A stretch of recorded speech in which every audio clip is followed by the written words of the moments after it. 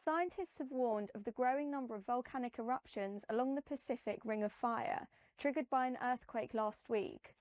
A chain of 3 volcanoes has been set off, with one roaring back to life with its first eruption in 600 years on Sunday evening.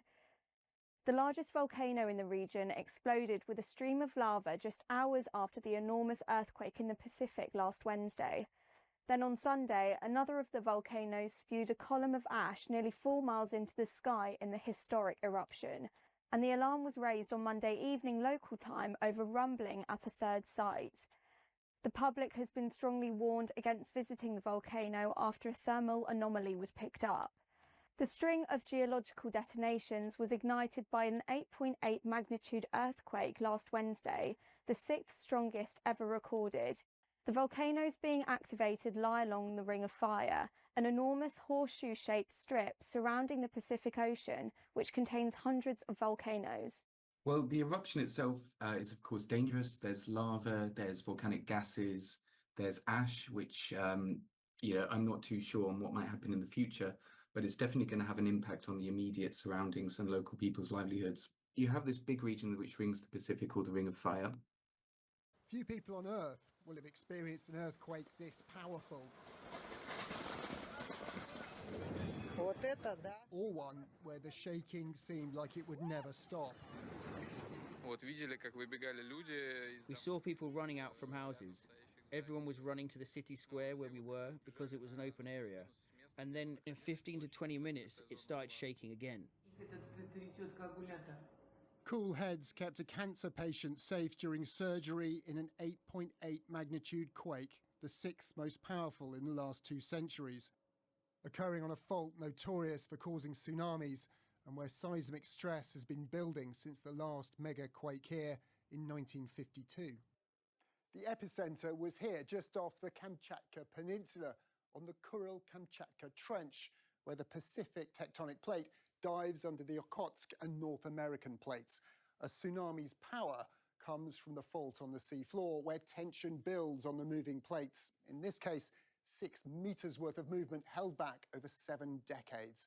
When that tension is released, it causes a megathrust earthquake, a sudden upwards jolt of the seafloor that shifts the ocean sitting on top, sending a tsunami wave outwards.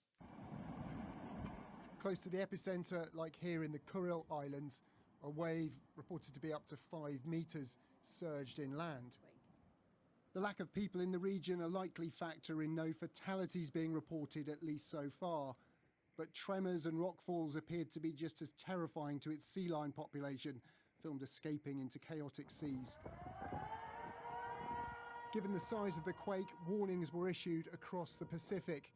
Warnings heeded in Japan, hyper-vigilant following the 2011 tsunami that killed nearly 20,000 people. Is the planet issuing a dire warning?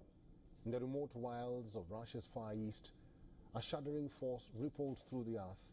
On Wednesday, one of the most powerful earthquakes slammed the land, sending tsunami fears across the Pacific. Now a volcano erupted for the first time in 600 years near a massive earthquake epicenter. Here's a report.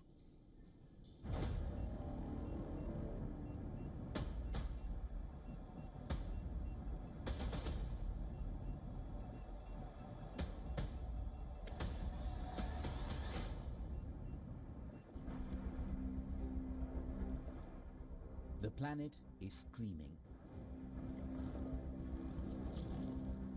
6 centuries of volcanic silence have been shattered by forces so powerful they're rewriting the rules of geological possibility.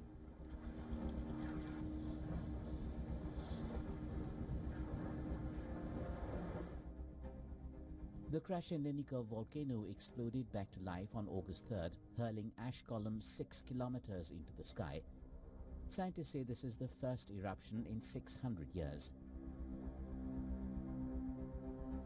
The timing couldn't be more ominous. This volcanic eruption follows the 8.8 magnitude earthquake that struck Russia's Kamchatka Peninsula.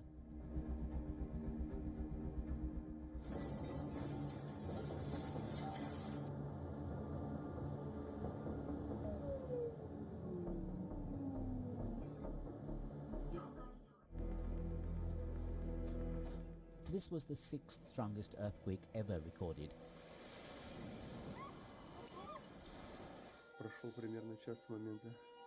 It triggered tsunami warnings around the world as waves rippled across the Pacific as far as the US, Latin America and even New Zealand.